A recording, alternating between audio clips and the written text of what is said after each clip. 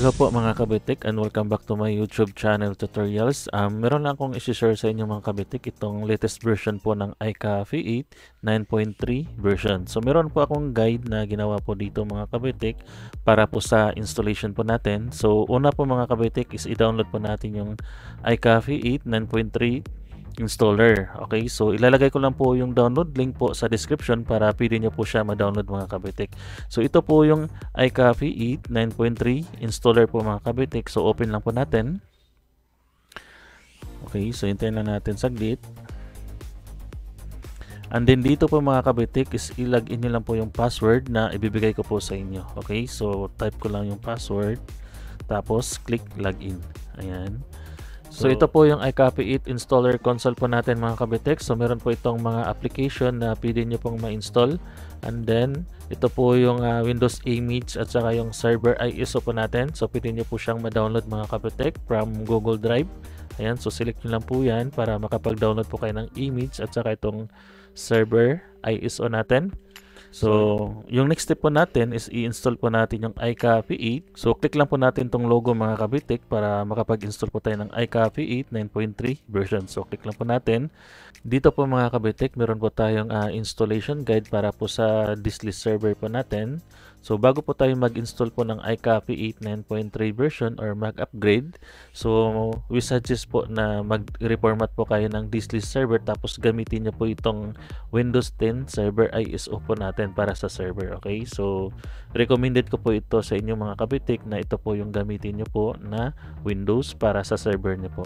Okay, para successful po yung installation po natin. Okay, so click lang po natin tong OK.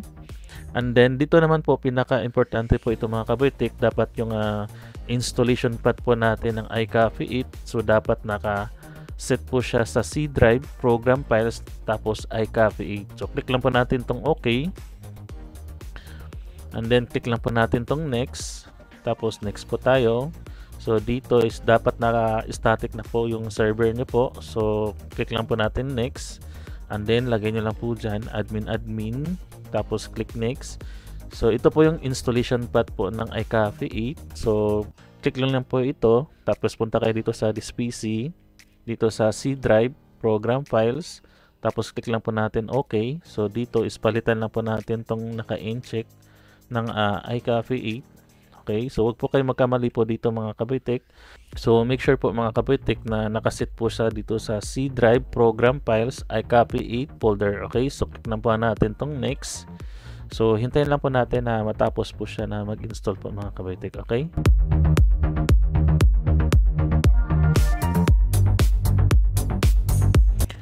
So natapos na po siya mag-install po mga kabitik. So click lang po natin tong finish. Okay, so punta tayo dito sa service tree. So as you can see po mga kabitik, naka-incheck pa po yung ating iCafe 8. And then open po natin tong bar server view. So as you can see, naka-incheck pa po siya tapos hindi pa po siya activated. Okay, so nag-auto close po siya.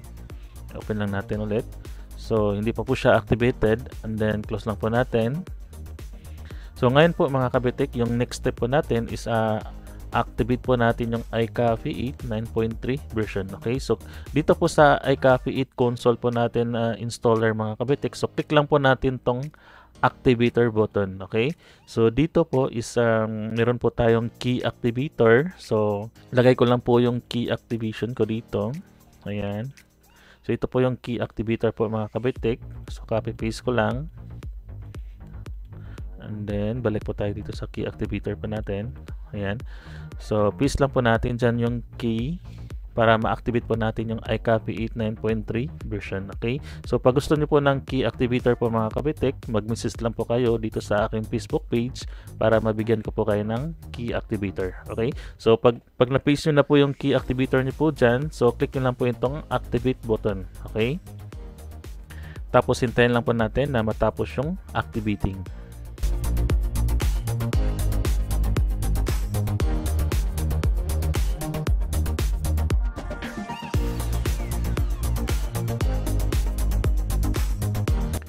So as you can see po mga kabitik, activation is complete. So iCafe 8 9.3 is now fully activated. Okay, so click lang po natin tong OK. So, as you can see, naka-English na po siya, tapos activated na po siya. Ayan, ito na po yung service tray po natin, tapos ito po yung dislist console po natin ng iCopy 8. So, click lang po natin tong OK. Ayan. So, proceed po tayo dito sa ating installation guide po natin mga kabitik. So, configure po natin yung iCopy 8. So, ito po yung configuration wizard. So, automatic po siya lalabas mga kabitik pag bagong install po siya. Okay, so click lang po natin tong next. And then, make sure na meron na kayong nakaset na image, right back at saka game days. Okay, so select nyo lang po dyan. So, yung image is para sa image, right back para sa right back. And then, itong game days, okay, so select ko lang siya ng drive. Okay, so make sure na kung ano po yung drive later po ng game days nyo po dito sa server. So, yan po yung isi-set nyo po dito. Okay, kasi ito po yung makikita po dun sa mga PC client natin. Okay, so click na po natin next. And then ito po yung cache. So maglagay lang po tayo ng temporary cache. So lagay ko lang po dyan na 111. Tapos click next. And then dito po make sure po na naka-check po yung game data at saka itong system data. And then make sure din po na yung LAN speed po ng server po natin is naka 1000 Mbps or 1 GB. Okay, para mabilis po mag-boot up yung ating mga PC client. Okay, so click na natin next. And then dito is i-import po natin yung image po natin. Select image. Tapos punta tayo dito sa this PC. Dito sa image natin. So meron na po kong image na nilagay po dito mga kabitik. So ito po yung latest version po ng Windows 11 na ginawa ko po na image. So pwede nyo po itong ma-download. Okay. So select lang po natin yan. Tapos open. Tapos import image. So select lang natin. Tapos click next.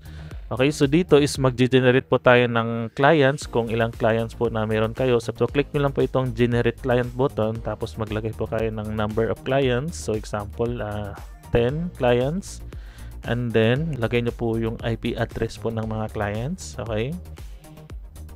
So dapat nakabase po sa network IP address na po yung ilalagay nyo po dyan. So sa akin, 10.0.2.101. So mag-i-start po siya ng 101 hanggang 110. Tapos lagyan ko po siya ng PC name. Okay, so pwede kayo maglagay dyan ng kahit anong pangalan po mga kabitik doon sa mga PC client nyo. So sa akin PC 01 hanggang PC 10. Okay, so click lang po natin yung generate button. And then dito punta tayo dito sa image. Okay, so select po natin to. Select natin yung Windows 11. And then punta tayo sa baba. So ito, select lang natin yung server. Okay, tapos pwede natin siyang lagyan ng client cache. So itong 256 MB lang.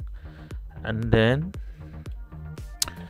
dito sa PNP settings natin mga kabitik, pwede natin tong i-disable pag gusto natin na mag-manual install lang po ng mga drivers. Okay, doon sa mga PC client natin para sa display drivers nila. Okay, so meron tayong BGPNP tutorials mga kabitek. So next po natin yan. So sa ngayon, disable muna natin to. Okay, wala na po tayong gagalawin dyan sa baba. Okay, so click na po natin next. And then finish. So punta muna tayo dito sa server. So double check lang natin. So dito sa logs, clear muna natin yan. Tapos dito sa network, double check lang natin. So make sure na naka-check po yung dalawa, itong system data at saka yung game data. Tapos click save. And then yung cache natin. So punta tayo sa task manager. So make sure yung cache natin dapat naka 80% lang po siya. So pwede natin siyang i-adjust para maging 80%. So gawin ko muna siyang 4 yung game disk.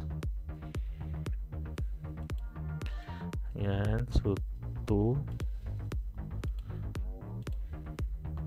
So naka 76% na po siya. Ayan, so goods na po yan para sa server ko po now kasi 8 GB lang yung memory ng aking server. So for testing lang po ito mga kabitik para sa demonstration po natin. Okay, so dapat 80% lang po yung memory use po ng ating iCopy 8 para hindi po mag blue screen yung ating server. Okay, so meron po tayong full video tutorials po nito mga kabitek. Pag gusto nyo pong panoorin, i-visit nyo lang po yung aking YouTube channel para makita nyo po yung ating full video tutorials po ng iCopy 8. Okay, so balik tayo dito. Punta tayo dito sa this usage. Okay? So make sure na nakaset po yung ating image, right back at saka yung game disk. Okay? So click lang natin save. So pag okay na po yan, so punta tayo dito sa client. And then itong client natin, so select all muna natin to lahat, tapos edit client natin. Okay? So dito, punta tayo dito sa settings. Okay? So meron tong advanced settings. So pwede po natin tong iset ng random itong virtual hardware settings. Okay, random na po natin yan lahat. Ayan.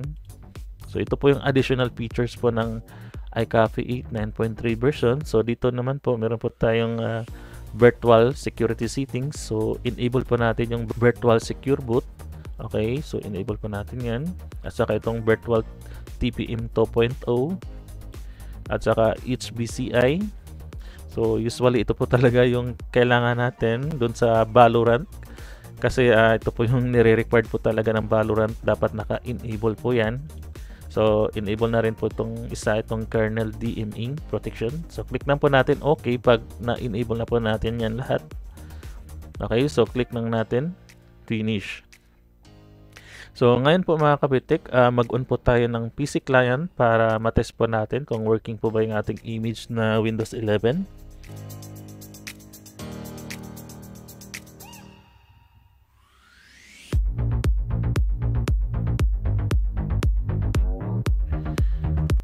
So naka-on na po yung ating PC1 client. So naka-enable na rin po yung ating LAN PXE network, kaya nag-connect na po siya dito sa diskless. So select lang po natin yung PC1. Okay, enter lang natin, tapos hintayin po natin siya na mag-load ulit. Okay, na pumasok po siya doon sa Windows 11.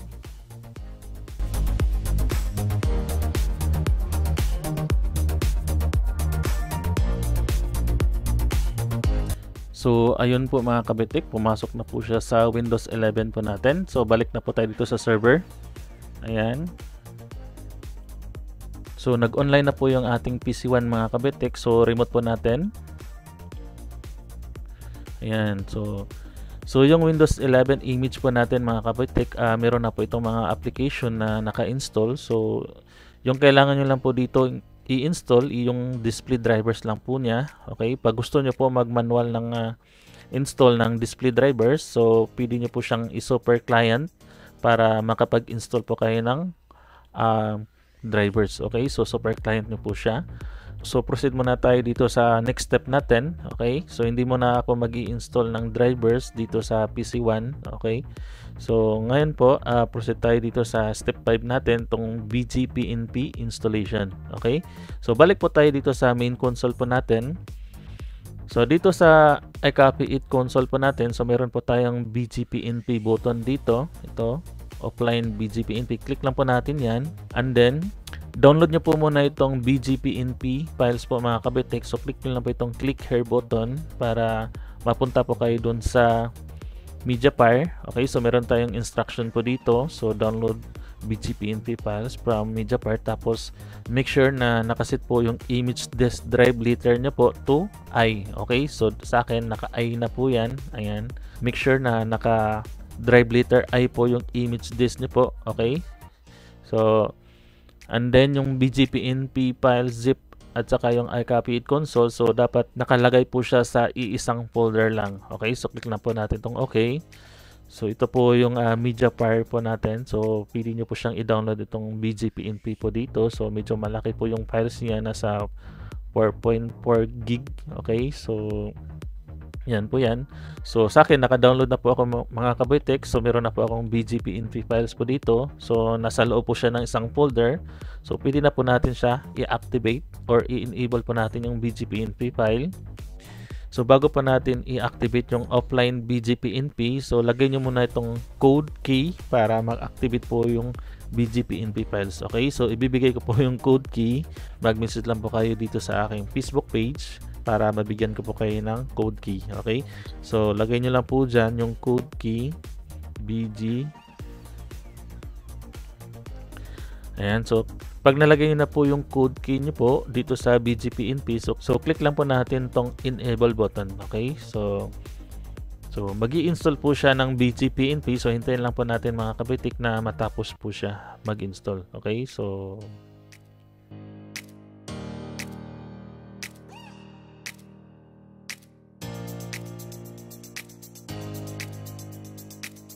So as you can see mga kabitik, yung BGP-NP po natin is naka-enable na po siya. So successfully installed. So click lang po natin tong OK. And then magre-restart po yung ating iCafe It console. So ayan. So click lang po natin tong OK. And then punta tayo dito sa settings. Tapos punta tayo sa image management. So i-import po natin ulit yung ating image. Okay. So select image lang. Punta tayo sa this PC, tapos image, and then Windows 11, and then open. Ayan, so click lang po natin import image. Ayan, so close lang. Punta po tayo dito sa client. So dito po mga kabitik, so nawala po yung naka-assign po sa mga PC client natin na image. Ayan, so select lang po natin tong PC1. And then, select natin yung image, Windows 11. Tapos dito sa graphics PNP, so select lang po natin. So pag ganito po yung makikita nyo po mga kapitik, so isa lang po yung lumabas na BGP-NP. So meron tayong solution po niyan mga kapitik para maayos po natin to. So balik po tayo dito sa iCopy It console po natin. So balik po tayo dito sa BGP-NP. And then, lagay po natin ulit yung ating code key. Okay.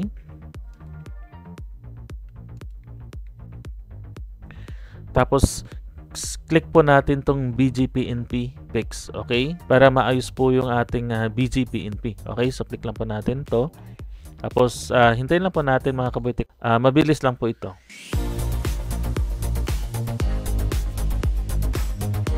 So BGP-NP successfully resolved. Okay, so click lang po natin okay. And then magre-restart po yung ating iCopy It Service 3 at saka yung iCopy console. So click lang po natin tong OK. And then balik po tayo dito sa settings, sa image. And then import po natin ulit yung ating Windows 11 image. Okay. So Windows 11 image. Click open. And then import image. And then close. Punta tayo sa client. So, punta tayo dito sa PC1, dito sa image, okay, Windows 11, tapos dito sa PNP. As you can see po mga kabitik, nakikita na po natin yung lahat ng PNP drivers, okay. So, yung PC1 ko po mga kabitik, meron po siyang video card. So, select ko po itong AMD, okay. So, punta tayo dito sa baba. Since in-enable po natin yung ating PNP, so enable pa natin to, okay. So, enable po natin yan. So, click OK lang. Tapos, on po natin ulit yung ating PC1. Okay?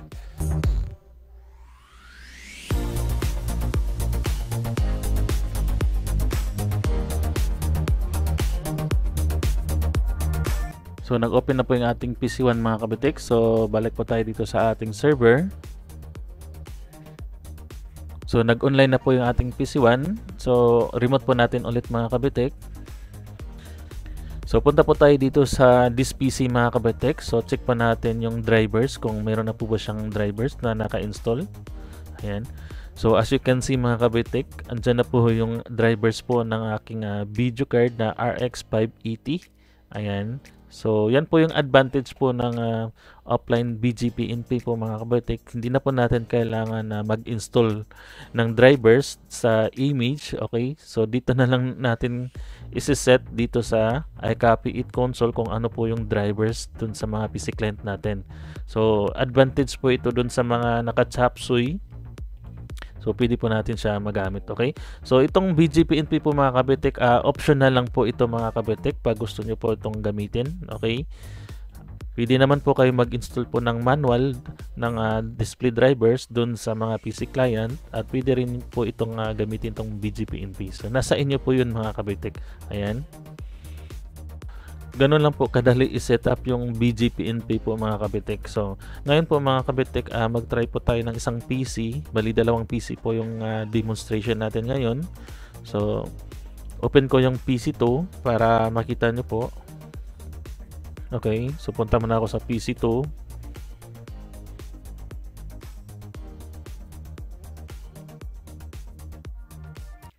So, ito po yung PC2 client po mga kabitik. So, select lang po natin yung PC2.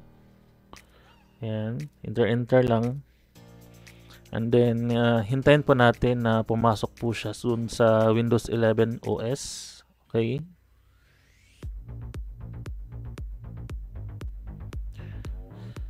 So, wala pala itong naka-assign na image. Okay, so balik muna tayo sa server. So, dito sa iCopy It console po natin mga kabitik, assign muna natin yung image natin. Okay, so itong Windows 11 para sa PC2. So, hindi muna natin siya lagyan ng BGPNP. Okay, so para makita ko po sa inyo. Tapos, restart ko po yung PC2.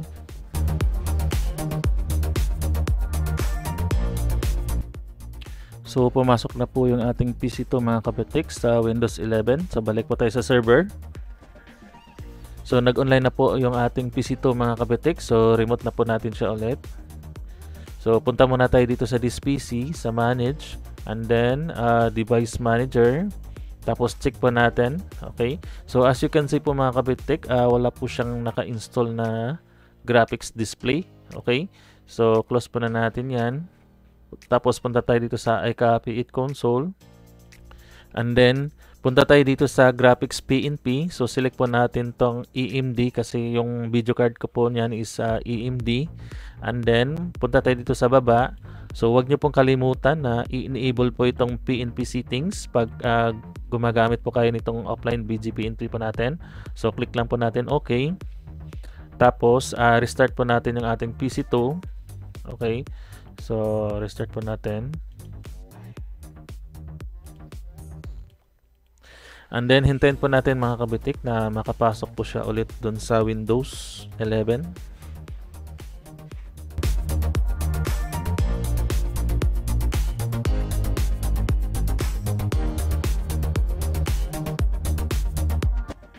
So, ayan po mga kabitik, pumasok na po yung ating PC2 sa Windows 11. So, balik po tayo dito sa server. So, naka-online status na po yung ating PC2. So, remote na po natin siya ulit mga kabitik. So, punta tayo dito sa this PC, Manage. And then, i-check natin mga kabitik kung naka-install ba yung drivers niya. Ayan. So, as you can see mga kabitik, meron na po siyang drivers. Itong RX 550. So, yan po yung video card niya na naka-install dito sa aking PC2. Ayan. So, no need na po natin na mag-install ng drivers mga kabitik pag gagamit po tayo ng offline BGPNP. So yan po yung advantage po mga kabitik. So naka-chopsuey po ito mga kabitik. Iba po yung specs ng aking PC1. Punta kayo dito sa Asset Management. Yung aking PC1 ay naka Ryzen 7 po siya. Tapos naka RX 550. So yung PC2 ko po is i5 4th Gen. Ito po yung specs niya. So, naka i5 4th Gen lang po siya. Tapos, meron po siyang video card na RX 550. So, gumagana po yung ating BGPNP po mga kabitik. So, yan lang po yung ating gagawin mga kabitik para maging successful po yung ating installation po ng BGPNP. Okay? So, ayan. So, close ko na po. So, yun lang po yung ating tutorials po mga kabitiks. So, maraming salamat po sa inyong panonood at huwag nyo naman po kalimutan na mag-like at mag-subscribe dito sa aking YouTube channel para lagi po kayong updated sa mga bagong videos, tutorials na i-upload ko. Maraming salamat.